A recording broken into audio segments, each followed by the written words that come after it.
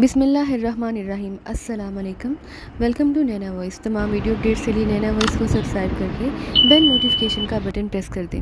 बिस्मिल्लाहिर्रहमानिर्रहीम अस्सलाम वालेकुम। तो प्यारे साथियों, एक दफ़ा फिर से नैना वॉइस आपकी खिदमत में पेश ब्लैक थंडर सीरीज़ के ज़बरदस्त से सिलसिले में ब्लैक थंडर सेक्शन के 12वें हिस्से के साथ। तो चलिए बिना किसी देरी के अपनी इस दिलचस्प कहानी का आगाज़ करते हैं।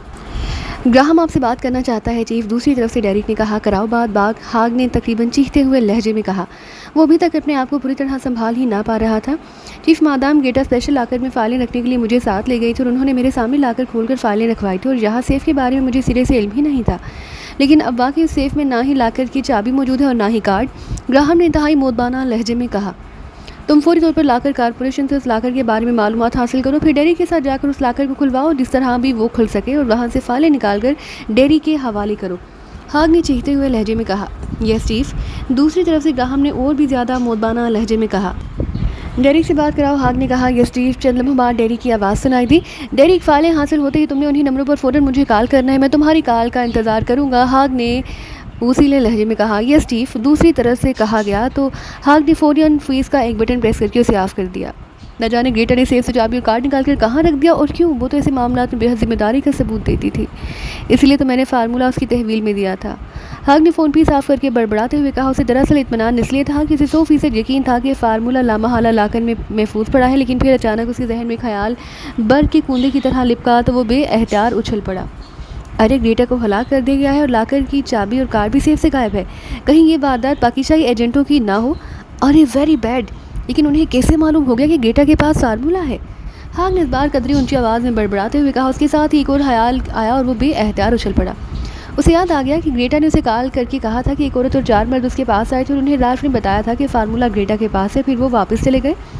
इस ख्याल के आती हाग ने बेएहतियात होंठ भींच लिए। अब उसके जहन में खतरे की घंटियाँ पूरी आवाज़ से गूंजने लगी।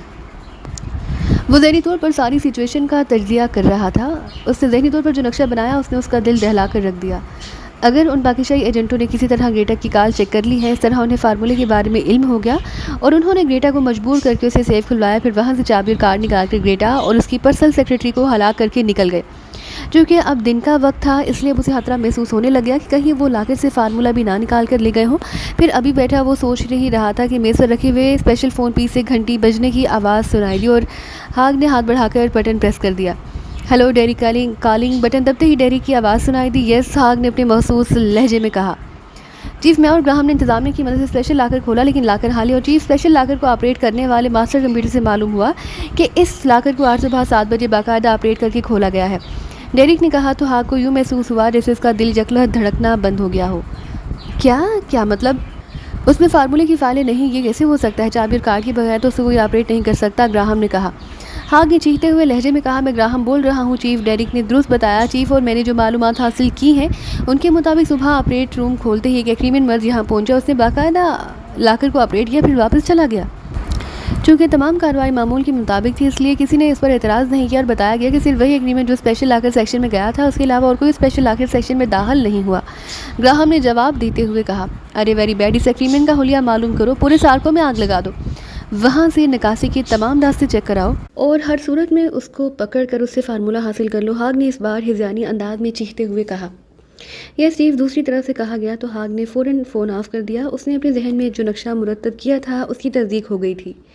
ये कार्रवाई यकीनन पाकिस्तानी एजेंटों की थी। उन्होंने चाबी और कार्ड ग्रेटा से हासिल किया, फिर लाकर से फार्मूला निकाल कर ले गए।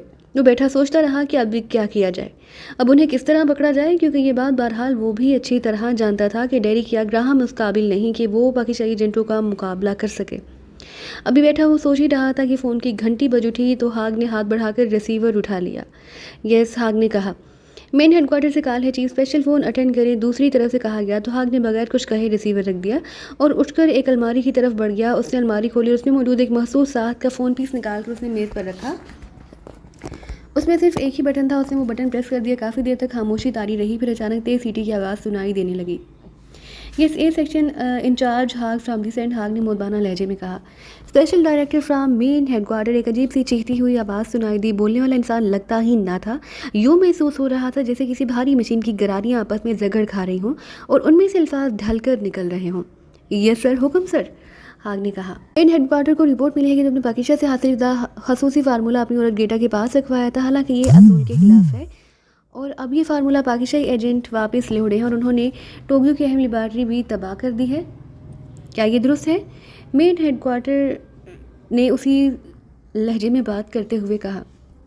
यस सर, जोनल हेडक्वार्टर की इजाज़त से मैंने ऐसा किया था, हाग ने खौफ से कांपते हुए लहजे में कहा। मेन हेडक्वार्टर पहले ही जोनल हेडक्वार्टर से रिपोर्ट ले चुका है। तुम्हारे हक में सिर्फ एक बात जानते हैं कि उन पाकिस्तानी एजेंटों को ए सेक्शन हेडक्वार्टर का मोहल्ले वकू का इल्म नहीं हो सका, इसलिए तुम्हें सिर्फ वार्निंग दी जा रही है, वरना असूल के मुताबिक तुम्हारी डेथ ऑर्डर जारी कर दिए जाते। मशीनी आवाज़ ने कहा तो हाग का सता हुआ चेहरा बेएहतियात खिल उठा। उसे यूँ महसूस हो रहा था जैसे किसी ने उसे तेज़ाब के तालाब में गिरने से यकलहत बचा लिया हो। आइंदा ऐसा नहीं होगा सर, लेकिन मेरी दरख्वास्त है कि ए सेक्शन को उन पाकिस्तानी एजेंटों की हलाकत के लिए जनरल डेथ ऑर्डर जारी किए जाने की इजाज़त दी जाए, हाग ने कहा। क्योंकि उनके इस तरह फार्मूला वापस ले जाने से ब्लैक थंडर की तौहीन हुई है और इसलिए तुम्हें इजाज़त दी जाती है कि तुम उनके खिलाफ जो इकदाम चाहो उठा सकते हो, लेकिन ये सुन लो, अगर तुम्हारी किसी इकदाम की वजह से ए सेक्शन हेडक्वार्टर खतरे की जद में आ गया तो तुम्हारी डेथ ऑर्डर जारी कर दिए जाएंगे। दूसरी तरफ से कहा गया, मुझे ये शर्त भी मंजूर है, मैं उन्हें पाकिस्तान पहुंचने से पहले ही हलाक कर दूंगा, हाग ने फैसला कुन लहजे में कहा। ओके, दूसरी तरफ से कहा गया। इसके साथ ही रब्ता खत्म हो गया तो हाग ने फ़ोन ऑफ करके उसे उठाया और ले जाकर वापस अलमारी में रख दिया। फिर वापस आकर उसने रिसीवर उठाया और एक नंबर प्रेस कर दिया। Yes chief. दूसरी तरफ से एक मोदबाना आवाज़ सुनाई दी। रेडियो स्क्वाड के सैमन से बात कराओ, हाग ने तेज़ और तहकुमाना लहजे में कहा और रिसीवर रख दिया। थोड़ी देर बाद फ़ोन की घंटी बज उठी तो हाग ने हाथ बढ़ाकर रिसीवर उठा लिया। यस, हाग ने मखसूस लहजे में कहा। सैमन लाइन पर मौजूद है चीफ। दूसरी तरफ से कहा गया। हेलो, हाग ने कहा। सैमन बोल रहा हूँ boss, chief of red squad. एक भारी सी आवाज़ सुनाई दी। सैमन पाकिस्तानी एजेंटों के ग्रुप ने, जिसमें एक औरत और 4 मर्द शामिल हैं, टोक्यो में ए सेक्शन की इंतहाई अहम लेबॉर्ट्री तबाह कर दी और एक अहम तरीन फार्मूला भी ले उड़े हैं। फार्मूला उड़ने की कार्रवाई उन्होंने सार्को में की है और यकीनन फार्मूला हासिल करने के बाद वो सार्को से वापस पाकिस्तान जाएंगे। चूँकि उन्होंने ए सेक्शन को नुकसान पहुँचाया है, इसलिए मेन हेडक्वार्टर ने उनके जनरल डेथ ऑर्डर जारी कर दिए हैं, लेकिन सिर्फ 5 अफराद के लिए, मगर मैं फौरी तौर पर किलिंग ऑर्डर नहीं देना चाहता क्योंकि ये बीटी की तौहीन है। इसलिए मैंने तुम्हारा इंतखाब किया है। तुम जदीद तरीन डिवाइसेज इस्तेमाल करके उन्हें ट्रेस करो और उनका हाथ ना करके मुझे स्पेशल लाइन पर इतला दो, हाग ने तेज़ लहजे में कहा। उनके बारे में मज़ीद कोई तफसील? सैमन ने कहा। अरे मज़ीद कोई तफसील नहीं बताई जा सकती, सिर्फ इतना मालूम है कि उनके लीडर का नाम इमरान है और वो बज़ाहिर मसहरी हरकतें और बातें करता है। उसके साथ एक औरत और 3 मर्द हैं। ये लोग मेकअप के माहिर और इंतहाई खतरनाक तरीन एजेंट समझे जाते हैं। इसके लिए तुम्हारा इतना जानना ही ज़रूरी है कि उस इमरान को हेडक्वार्टर ने सेफ लिस्ट में रखा हुआ था और इस इमरान के हाथों कई सुपर और टॉप एजेंटों के साथ साथ गोल्डन एजेंट भी हलाक हो चुके हैं। लेकिन चूंकि तुम्हारी एजेंसी इंतहाई जदीद तरीन डिवाइसेज इस्तेमाल करती है, इसलिए मुझे यकीन है कि तुम उन्हें ट्रेस कर लेने और फिर उन्हें हलाक कर देने में कामयाब हो जाओगे, हाग ने कहा। ओ, तो इमरान उनका लीडर है। आप बेफिक्र रहें चीफ, अब ये रेड स्क्वाड से बचकर ना जा सकेंगे। दूसरी तरफ से इंतहाई एतमाद भरे लहजे में कहा गया। क्या तुम उसे जानते हो? हाग ने चौंक कर हैरत भरे लहजे में कहा। बहुत अच्छी तरह चीफ, और चूँकि मुझे उसकी महसूस कमजोरियों का भी इल्म है, इसलिए मैं उन्हें आसानी से ट्रेस कर लूँगा और मैं चूँकि उसके बारे में बहुत अच्छी तरह जानता हूँ, इसलिए मैं उसे ट्रेस होने के बाद बच निकलने का एक सेकंड भी मुहैया नहीं करूँगा। आप बेफिक्र रहें, आपने रेड स्क्वाड का इंतखाब करके समझे यकीनी कामयाबी हासिल कर ली है। मैं जल्दी आपको खुशखबरी सुनाऊंगा। दूसरी तरफ से सैमन ने कहा तो हाग के चेहरे पर इत्मीनान की तासुरात फैलते चले गए। एक रिहाइशगाह के कमरे में सफदर, कैप्टन शील और तनवीर तीनों मौजूद थे। इमरान और जुलिया हार्ले क्लब से निकलकर सीधे क्रीबी गार्डन में आ गए। फिर इमरान एक प्रॉपर्टी सिंडिकेट के जरिए से रिहाइशगाह का बंदोबस्त कर लिया, जिसमें कारें भी मौजूद थी और वो सब दो की टोलियों में लायदा टैक्सियों में सवार होकर उस रिहाइशगाह पर पहुंचे थे। सिर्फ सफदर अकेला आया था, जबकि इमरान जुलिया के साथ और तनवीर कैप्टन शील के साथ यहाँ पहुंचा। और जब इमरान ने उन्हें बताया कि इत्तफाकन उन्हें ये मालूम हो गया कि सेक्शन हेडक्वार्टर ने पाकिस्तान से हासिल करदा फार्मूला और डॉक्टर आसिफ के जहन से मशीनों के जरिए हासिल करदा मालूमात पर मबनी फाइल सब कुछ डेटा के जरिए एक स्पेशल लाकर में रखवाया हुआ है, जिसका कार्ड और लाकर की चाबी इमरान हासिल करने में कामयाब हो गया है, तो सब इस इत्तेफाक पर हैरत ज़दा रह गई। चूँकि इमरान ने ग्रेटा को और जूलिया ने उसकी सेक्रेटरी को हलाक कर दिया था, इसलिए सारी रात उन्हें यही खदशा लाहक रहा कि कहीं सेक्शन हेडक्वार्टर की ग्रुप उन्हें यहाँ तलाश ना कर ले। इसलिए सारी रात उन सब ने ना सिर्फ जाग कर बल्कि निगरानी करते हुए गुजारी थी। अलबत्ता इमरान ने ना सिर्फ अपना और जूलिया का मेकअप तब्दील कर लिया, बल्कि उन्होंने लिबास भी तब्दील कर लिए थे, जो कि इमरान और जूलिया के अलावा कोई ग्रेटा या उसके आदमियों के सामने नहीं आए थे। इसलिए तनवीर जाकर मार्केट से दोनों के लिए लिबास भी ले आया और मेकअप का खसूसी सामान भी, क्योंकि लाकर कारपोरेशन का स्पेशल लाकर सेक्शन सुबह 7 बजे से पहले किसी सूरत ना खुल सकता था और वहाँ के इंतज़ामात ऐसे थे कि जहाँ वहाँ नकब ना लगाई जा सकती तो ना ही जबरन उस सेक्शन में कोई दाखिल हो सकता था। इसलिए उन्हें फार्मूला हासिल करने के लिए बहरहाल सुबह का इंतज़ार करना पड़ा। उसके साथ साथ उन सब ने आपस में गुफ्तगू करते हुए भी खसूसी तौर पर इस बात का ख्याल रखा था कि उनकी ज़ुबान से एक दूसरे के लिए कि असल नामों के साथ साथ पाकिस्तानी ज़ुबान का कोई लफ्ज़ भी ना निकले, क्योंकि पहले उन्हें तजुर्बा हो चुका था कि सिर्फ इमरान का नाम लेने की वजह से वो सब चेक हो गए थे। इस तरह पाकिस्तानी ज़ुबान के लफ्ज़ बोलने से भी उन्हें चेक किया जा सकता था और फार्मूला हासिल करने तक वो हर लिहाज से मोहतात रहना चाहते थे। इसलिए सारी रात उन्होंने जाकर गुजारी। फिर सुबह होते ही इमरान जूलिया को साथ लेकर एक कार में सवार होकर फार्मूला स्पेशल लाकर से निकलवाने के लिए चला गया, तो वो तीनों उस कमरे में आकर बैठ गए। अब मिस्टर माइकल ने वापसी का प्रोग्राम बना लेना है। अचानक सफदर ने कहा तो कैप्टन शील और तनवीर दोनों सी बात सुनकर बेएहतियात चौंक पड़े। क्या मतलब? तनवीर ने हैरत भरे लहजे में कहा, मिस्टर माइकल का मिशन सिर्फ फार्मूले का हासिल था और बस इसलिए मुझे यकीन है कि उसे हासिल करने के बाद वो वापसी का बगल बजा देगा। सफदर ने जवाब देते हुए कहा, लेकिन मिस्टर विल्सन, मेरा ख्याल है कि ऐसा होना भी चाहिए। कैप्टन शील ने कहा, नहीं, असल और अहम टारगेट तो रह जाएगा जिसने ये सारी कार्रवाई की है। तनवीर ने मुंह बनाते हुए कहा, वो बहुत बड़ा टारगेट है मार्शल, अभी तो उसके मोहल्ले वकूफ़ का भी इल्म नहीं हो सका, इसलिए मेरा ख्याल है कि मिस्टर माइकल जो कुछ भी करेंगे सोच समझ कर करेंगे। वैसे भी बीटी के इतने सेक्शन हैं कि हम किस किस सेक्शन को ख़त्म करते फिरेंगे, कैप्टन शील ने कहा। और फिर वो सब मुसलसल इसी टॉपिक पर बातें कर रहे थे कि यहाँ तक कि उन्हें दूर से कार के हारन की आवाज़ सुनाई दी, तो वो तेज़ी से उठकर खड़े हुए और फिर जब वो बाहर बरामदे में पहुंचे तो कार फाटक के अंदर दाखिल हो रही थी और कार में इमरान और जूलिया दोनों नए हुलियों में मौजूद थे। इससे मतलब था कि वो कामयाब लौटे हैं। सफदर बरामदे से उतरकर फाटक की तरफ बढ़ गया। उसने फाटक का कुंडा अंदर से बंद कर दिया था। फिर वापस मुड़ा तो कार में से इमरान और जूलिया नीचे उतर चुके थे। क्या रहा मिस्टर माइकल?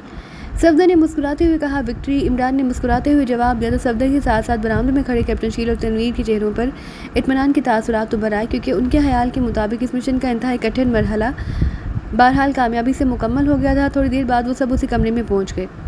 क्या तफसील से मिस्टर माइकल? सफदर ने कुर्सी पर बैठते हुए कहा। तफसील क्या बताऊं, क्योंकि ऐसी तफसील उल्टा सुनने वाले को बोर कर देती है जिसमें कोई एडवेंचर या सस्पेंस ना हो। हम लाकर कारपोरेशन पहुंचे, कार्ड और चाबी हमारे पास है, इसलिए मास्टर कंप्यूटर ने स्पेशल सेक्शन ओपन कर दिया। हमने चाबी और कार्ड की मदद से वो स्पेशल लाकर खोला और अंदर मौजूद फार्मूले की 3 फाइलें निकाल कर लाकर बंद कर दी और वापस आ गए।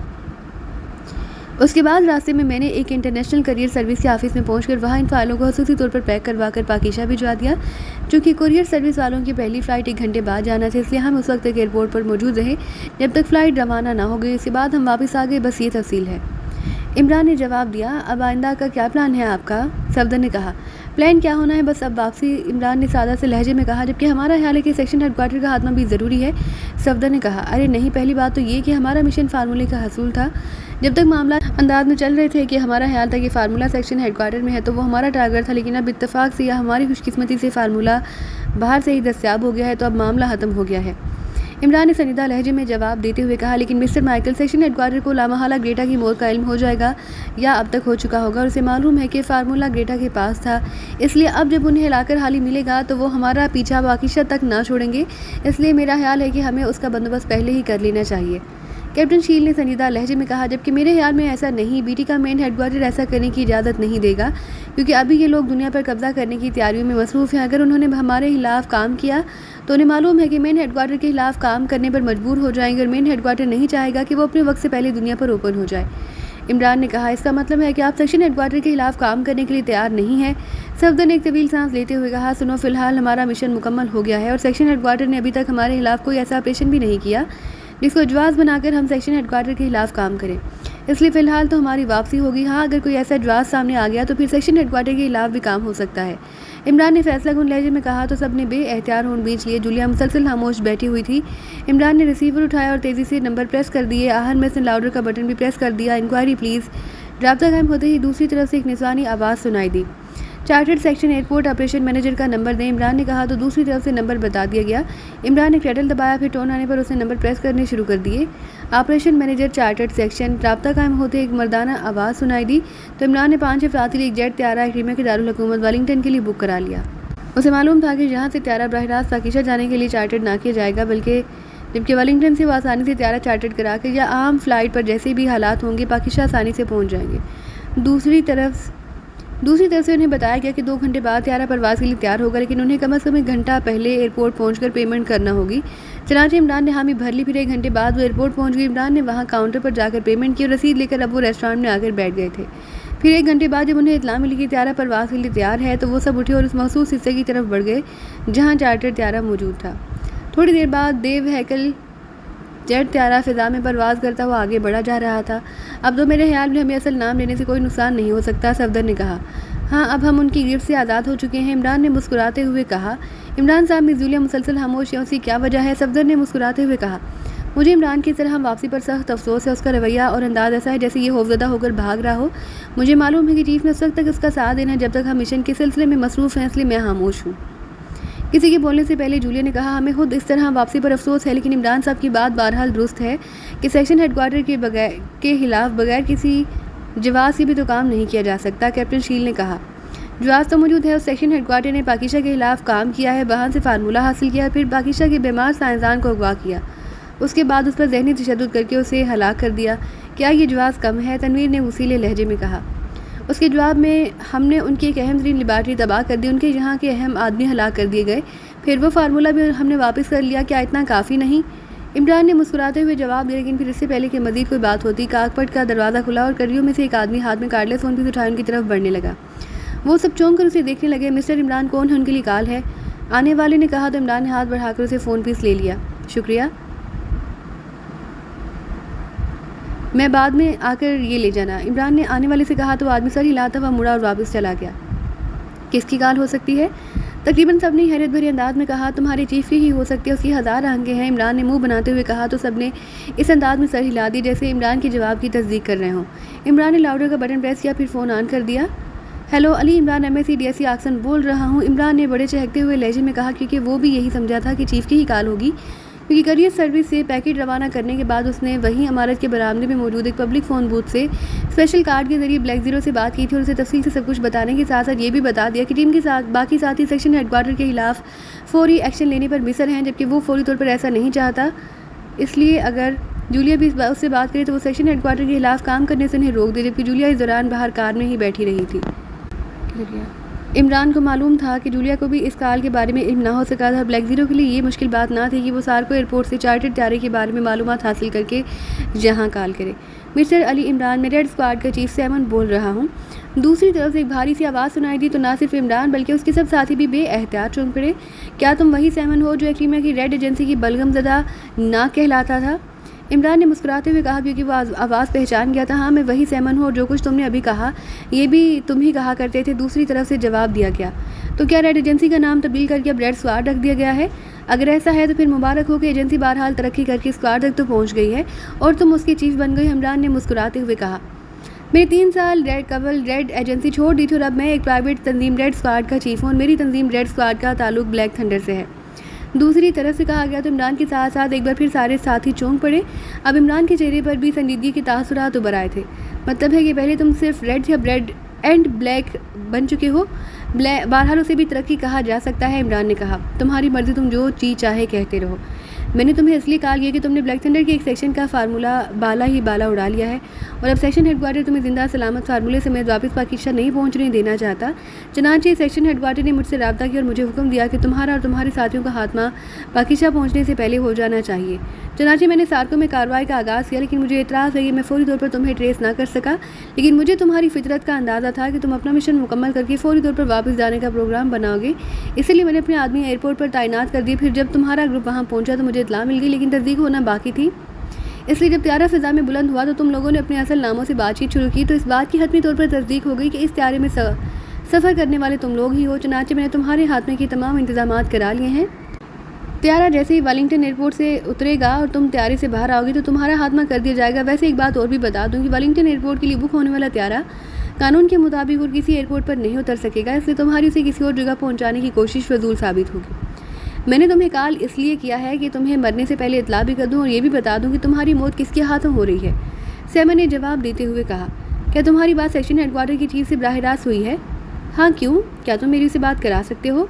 नहीं, ऐसा मुमकिन ही नहीं। सेक्शन हेडक्वार्टर खुद जब चाहे रब्ता कर सकता है और कोई भी उससे रब्ता नहीं कर सकता। तुम चीफ से क्या कहना चाहते हो? सैमन ने कहा, मैं इसे बताना चाहता हूँ कि अभी तक तो सेक्शन हेडक्वार्टर के खिलाफ काम करने के लिए मेरे पास कोई जवाब ना था, लेकिन अब उसने तुम्हें हमारे खिलाफ फायर करके जवाब पैदा कर दिया, इसलिए या तो वो तुम्हें रोक दे या अपने सेक्शन हेडक्वार्टर को तबाह कराने के लिए तैयार हो जाए। इमरान ने कहा, वैसे तुम्हारी ये बात मेरे लिए इंतहाई खुशखबरी है कि तुम जैसा आदमी रेड स्क्वाड से खौफजदा नज़र आ रहा है। मेरा जब भी राब्ता हो मैं तुम्हारा पैगाम चीफ तक पहुंचा दूंगा। अब दूसरी बात यह है कि इस वक्त तक तुम उस दुनिया से अपने साथियों समेत रवाना हो चुके होगे। सैमन ने कहा, दुनिया में सिर्फ एक ही बीमारी ऐसी है जिससे मैं बेहद खौफज़दा रहती हूँ और वो है नज़ला, और तुम हो बलगम ज़दा नाक। इसलिए तुमसे खौफज़दा होना तो समझ में आता है, लेकिन एक बात मैं भी बता दूँ कि सेक्शन हेडक्वार्टर ने तुम्हें हमारे खिलाफ फायर करके ना सिर्फ अपने ताबूत में आखिरी कील ठोंक ली है, बल्कि रेड स्क्वाड को भी रेड स्क्वाड में तब्दील करने का सामान पैदा कर दिया है। इमरान ने मुस्कुराते हुए कहा, ओके, बहुत बातें हो गई, अब हमेशा के लिए गुड बाय। दूसरी तरफ से कहा गया और उसके साथ ही राब्ता ख़त्म हो गया तो इमरान ने भी फ़ोन पीस रख दिया। अल्लाह ताला ने तुम्हारी दुआएं सुनी और सेक्शन हेडक्वार्टर के खिलाफ काम करने का एक जवाब पैदा कर दिया है, इमरान ने मुस्कुराते हुए कहा। इमरान साहब, यकीनन हमें दाज दिया जा रहा है कि वो हमें वेलिंगटन एयरपोर्ट पर हलाक करेंगे। हो सकता है कि वो इस त्यारे को रास्ते में ही तबाह कर दें। ब्लैक थंडर के लिए ये काम करना कौन सा मुश्किल है, सफदर ने कहा।